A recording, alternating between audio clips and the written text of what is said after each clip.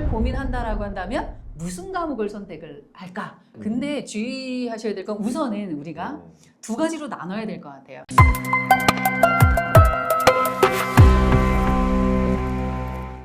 안녕하세요. 대치 아폴론의 유주민 소장. 네, 최동선 소장입니다. 오늘은 소장님 무슨 얘기 하시려고? 네.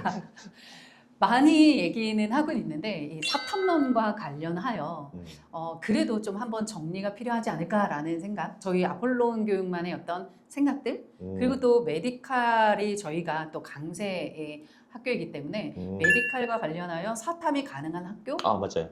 그리고 만약에 사탐을 고민한다라고 한다면 무슨 과목을 선택을 할까? 이런 얘기를 한번 같이 이야기 나눠볼까 합니다. 쉬워 보이지만 또 네. 어려울 수 있는. 그래서 말씀하신 대로 이제 이과 친구들을 많이 상담을 하다 보니까 재학생들을 포함해서 올해 고3들은 말할 것도 없고 수능 최저를 맞추기 위해서 또는 정시에서 이제 상위권대는 쓰고 싶은데 혹시 과탐 2개 필수 응시하지 않으면 뭔가 불이익이 없지 않나? 뭐 이런 질문들도 되게 많이 하시고, 반면에 주변에서 친구들이 이제 사탐을 해서 빨리 등급을 오르는 거 보면 또 조바심이 나잖아요. 그렇죠. 분명히 그런 좀 걱정이나 궁금증 가지신 분들이 많기 때문에 그런 얘기들을 좀 해보도록 하겠습니다. 어떠세요? 사탐이 뭐 한국사를 제외하고 나서도 과목들이 여러 개가 있는데 어떤 과목들을 좀 추천을 하고 싶으세요? 저는 학생들 이과 성향이 조금 들어가야 되기 때문에 사실 현실적으로 보면 생윤이나 뭐 윤사 같은 경우는 학생들이 막 철학자 또는 사상 나오면 거의 멘붕이기 때문에 저는 우선 정치와 법, 그러니까 정법을 조금 추천을 해드리는 게 사실 단점이다라고 한다면 지문이 긴 거, 그래서 길게 읽어야 한다는 게 약간 단점이기는 하거든요.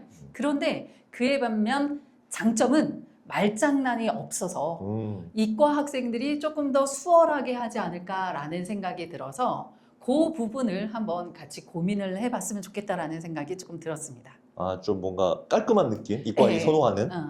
근데 좀 문제가 되는 게 암기량은 있어요. 그러니까는 이게 원래 사탐이 암기량이 아예 없기는 조금 힘들거든요. 그렇죠. 그래서 네네네. 암기도 있고 지문도 길지만 깔끔하다. 그래서 깔끔한 이과 학생들이 좀 좋아하지 않을까. 그러면 여기서 이제 또 그런 질문들이 나올 수 있단 말이죠.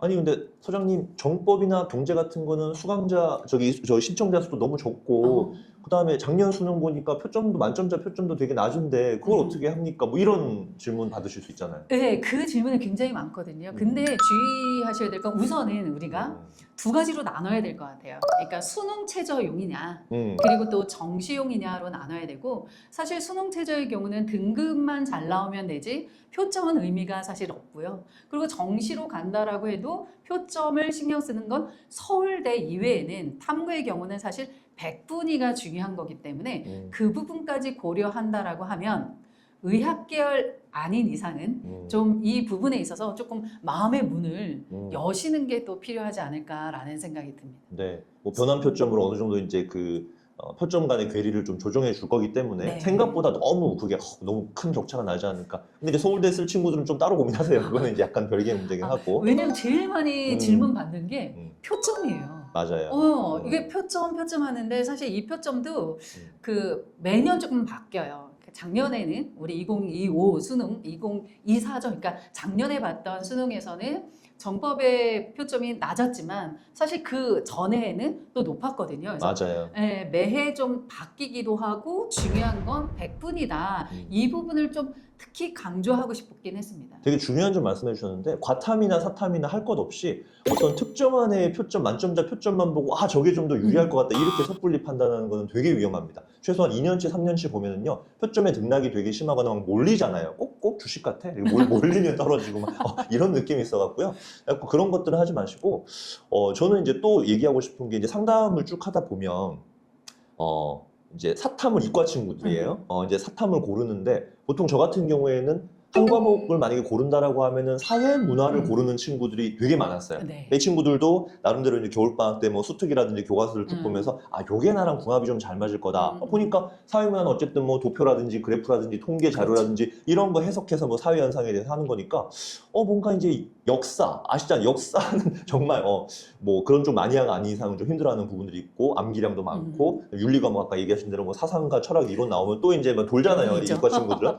그래서 사문이 확실히 좀 많이 선택하는 것 같다라는 거고, 저는 또 이제 아이들한테 만약에 이제 이과 친구들 같은 경우는 지구과학을 이수한 친구들이 많다 보니까 지리, 뭐 한지, 한지나 뭐 이런 것도 뭐 지질학과 관련이고 지형과 관련돼 있는 또 그런 것들도 실제로 지리학과가 약간 이과문과의 융합적 성격이 있는 과목이다 보니까 저는 한 사문이나 지리를 한번 눈여겨서 도전해보는 건 어떨까? 뭐 그렇게 저는 개인적으로 추천을 합니다. 네, 저도 그런. 저 바로 질문 드릴게요. 네. 학부모로 빙의돼서 학부모님들이 제일 많이 물어보는 게, 그러니까 학부모님들은 여전히 약간 보수적이잖아요. 네. 그래서 이과생이 이 사탐을 선택하는 거에 있어서 굉장히 불안해하세요. 맞아요. 네, 그래서 예를 들어서 음. 삼합 5다. 음. 그랬을 때 요즘에 이제 대부분 사탐론을 이제 인정하고 있기 때문에 그러면 국수 0으로 맞추고 네. 과탐이 아닌 사탐으로 응시하는 게 어떠냐라고 음. 하는 거에서 학생들이 자녀들이 그렇게 얘기하면 부모님들은 벌벌 떨거든요. 무슨 사탐이나 과탐이어야 된다라고 얘기하시는데 만약에 소장님은 어떻게 상담을 해주실 건지. 그러니까 이런 거죠. 우리가 예를 들어서 이과 최상위권 친구니까 뭐 서울대를 쓴다던가 또는 뭐 연대 이제 수시에서 최저를 맞춰야 되는 경우는 여전히 과탐 필수예요. 정시에서는 서울대만 주요 대학 중에서 과탐 필수인데 이제 그런 경우가 아니라고 한다면은 결국 이제 뭐 등급을 맞추거나 이제 이런 부분에 초점을 맞출 수밖에 없고 사실 이제 이과 기준으로 우리가 물화생지에서도 지금 가장 학생들이 기피하는 과목이 화학이잖아요. 그렇죠. 그 이유들이 들어가는 내 투입 시간과 노력 난이도에 비해서 등급 따기가 힘들다. 힘들죠. 인원은 점점 줄어들고. 그러니까 화학을 정말 잘하고 뭐 내신이든 모의고사 평소에 화학 1등급 나온 친구들조차 화학을 배제하는 거야, 이제. 그렇죠.